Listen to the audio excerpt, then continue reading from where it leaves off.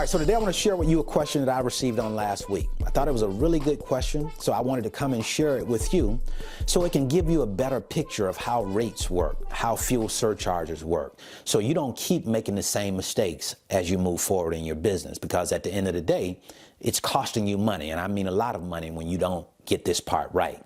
The question that the person asked me, he says, hey Brandon, why is it that freight brokers keep the fuel surcharge? Why don't they give the fuel surcharge to carriers? Because rightfully, carriers deserve the fuel surcharge. The fuel surcharge is intended to help carriers with fuel. So if the carrier is paying for the fuel, which they are, they should get the fuel surcharge. Just passes the common sense test. But here's the problem. What happens is, especially with inexperienced truck drivers, inexperienced freight brokers, you are never adding a fuel surcharge as part of your rate. So if you don't get or add that as part of your rate, you don't get it, right? So let's take a look at how it works. First, let's start off with a line haul rate. With a line haul rate, when I provide a line haul rate, then what I'm giving a shipper then is I'm saying, okay, this is how much it's going to cost me to pick up the load and deliver the load. That's what we reference as the line haul rate only, right? Now, another rate is called the all-in rate. It's the line haul rate plus the fuel surcharge equals the all-in rate.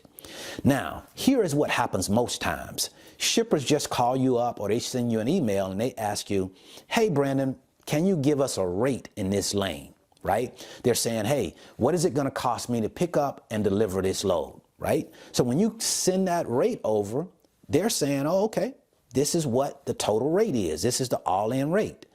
And if you didn't include the fuel surcharge into that rate, you're not going to get a fuel surcharge. Now, if you take a look at your tender, you'll probably see that your rate was broken down into two parts, a line haul rate and a fuel surcharge. So let's just say that you gave an all-in rate or a rate of $1,000, but you didn't include a fuel surcharge, right? What they'll do is they'll take that $1,000 and they'll break it down into two parts. They'll say that $850 is for the line haul rate and $150 is for the fuel surcharge, right? So technically speaking, it breaks out and shows a fuel surcharge, but that's still just $1,000 what you quoted the shipper, so you're really not getting a fuel surcharge. In order for you to get a fuel surcharge, you got to make sure that you negotiate that into your price. You got to give that or make that a part of your price, right?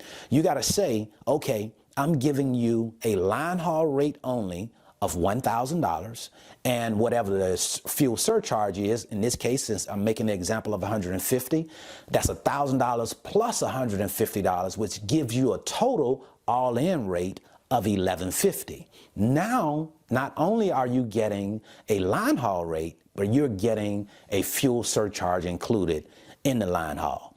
But if you don't include a fuel surcharge in your rate, most times you won't get it. So your question is, why is it that freight brokers keep the fuel surcharge, or why don't they give that fuel surcharge to the carriers? Because they didn't negotiate it in on the front side. They didn't provide that as part of their rate. And the other part is, I cannot tell you the number of truck drivers that I work with that never ask me anything about a fuel surcharge. Now that could be for two reasons. One could be that they've already included that as part of their rate. And the other part is maybe they didn't include that in part of their rate and they expected that that was going to be added at some point. Now, I wouldn't leave that up to chance. I wouldn't just say, okay, I'm going to give a rate and hope that they're going to add a fuel surcharge.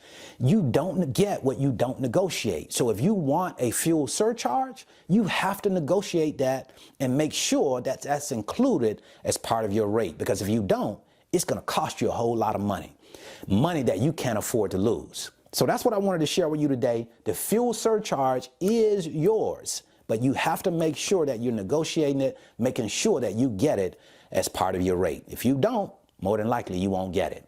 That's what I wanted to share with you today. I hope this information was helpful. If you're interested in learning more about the freight broker business, I'll leave a free link in the description. It's my 5-video series and it's titled How the Load Movement Process Works. It gives you a chance to come into the office with me and you can watch over my shoulder as I move loads, talk to shippers and carriers to give you a better understanding of how the business works before you come into it. And then if you're interested in learning more about how we go out and find our customers, find those shippers that we work with on a daily basis, I'll leave you a free video right here. So until the next time, I wish you the very best in your life and business. See you all the way at the top of the mountain because the bottom is much too crowded.